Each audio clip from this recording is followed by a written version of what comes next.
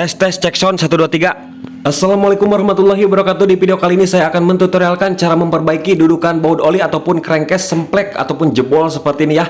Ini diakibatkan pengencangan baut oli seperti mengencangkan baut roda mobil truk ya. Jadinya semplek di bagian crankcase-nya.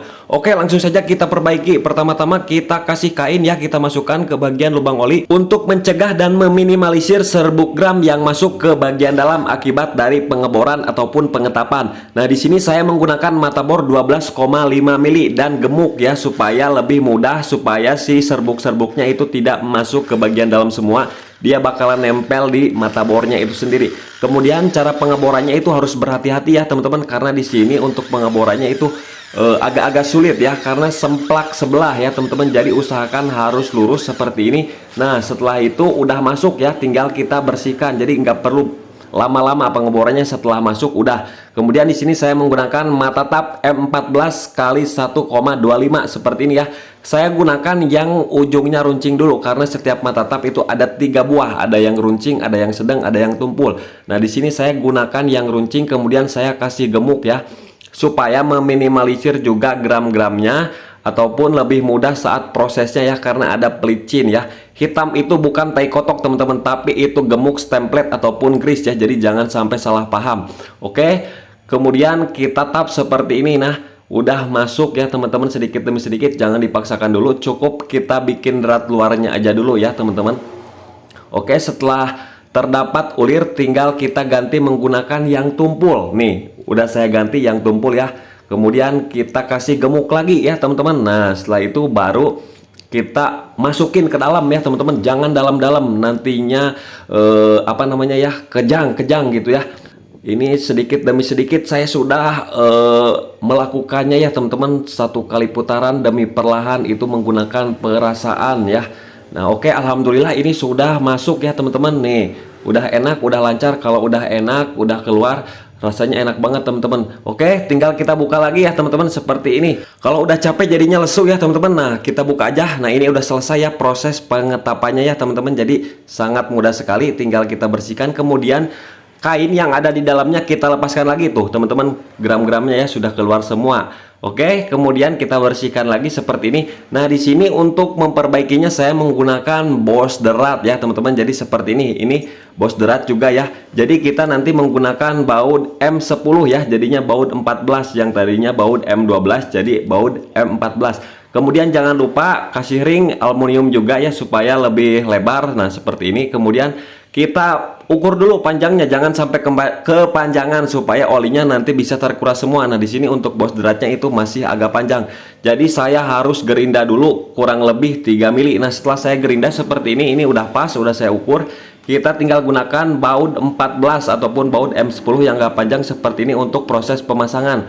Kemudian kita kasih ring ya, kasih ring supaya lebih oke dan lebih mantap ya teman-teman. Kemudian di bagian crankcase-nya kita bersihkan dulu ya permukaannya, supaya nggak ada oli ataupun kotoran-kotoran lainnya, supaya si plastik steel ataupun lem besinya itu nempel sempurna. Nah, setelah kering baru kita gunakan lem besi ya, lem Dexton ataupun plastik steel namanya ya teman-teman. Kalau pakai obeng ini lama, pakai curug aja ya. Nah, seperti ini kita oleskan, kemudian secara perlahan kita masukkan ya teman-teman. Nah, untuk proses pengencangannya, yang kita kencangkan di bautnya itu murnya ya, jangan bautnya, supaya lebih maksimal. Kalau misalkan bautnya itu nantinya muter bautnya, bukan bos deratnya. Oke, kita kencangkan murnya. Nah, seperti ini sampai kencang ya, supaya tidak kembali lagi saat kita proses pembongkaran oli ataupun kuras oli. Jadi usahakan harus kencang. Nah, seperti ini, lebih kencang dari baut oli yang di bawah. Oke, kemudian kita rapihkan lagi, kita kasih plastik steel ataupun lem besi ya. Nah, kita buka dulu seperti ini. Nah, kita tahan menggunakan kunci 14, kita lepas ya murnya, baru kita bisa membuka bautnya. Oke, kita sediakan lem besi lagi ya, kita rapihkan, kita cor ulang nih bagian yang patahnya, kita kasih lem besi pokoknya sampai padat ya, ditempa sambil ditekan-tekan si lemnya supaya bener-bener padat ke dalamnya, jangan asal oles aja ya teman-teman, supaya lebih keras. Nah, seperti ini kita tambah terus ya. Untuk lem besinya nggak habis 1 biji ya teman-teman, pokoknya ini awet. Nah, ini masih encer, susah ya ditekannya, nanti setelah agak mengering, agak lembek gitu, baru bisa kita tekan-tekan. Nah, di sini saya sedang merapihkan dulu ya. harus serapih mungkin ya teman-teman, karena ini untuk meminimalisir biaya ya, daripada kita harus bongkar mesin, belah mesin.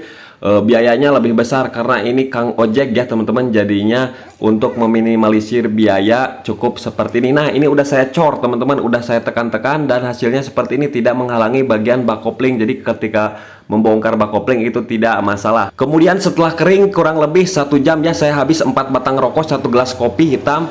Nah, ini udah kering, jangan sampai nggak kering ya, harus sampai kering dulu. Setelah kering baru kita coba nih pasangkan baut dan ring aluminium. Usahakan harus pakai ring aluminium ya, supaya mencegah dari kebocoran dan mencegah dari selek juga ya teman-teman, karena ring aluminium itu nanti kalau kekerasan ataupun kekencangan nanti ring aluminiumnya melar. Nah, ini udah 2 kali saya coba kencangin buka, kencangin buka. Nah, ini udah oke ya teman-teman, tinggal kita kuras olinya. Nah, seperti ini kita lihat olinya, karena oli yang sebelumnya nggak saya kuras dulu. Nah, kita buka, harus keluar semua ya, karena dari itu fungsi dari penggerindaan bos drat. Jadi jangan sampai kepanjangan supaya si olinya bisa turun semua ya teman-teman. Nah, ini jadi kayak motor smash baut M10 ya, motor Suzuki rata-rata bautnya M10 ya teman-teman. Nah, jadi begitulah teman-teman prosesnya, jadi sangat mudah sekali dengan menggunakan bos drat. Kemudian kita pasang bautnya, kasih lem dikit, kencangin secukupnya saja. Jadi begitulah teman-teman tutorialnya ya, mudah-mudahan video ini bermanfaat. Jangan lupa di share biar bermanfaat untuk teman-teman kita yang lagi membutuhkan.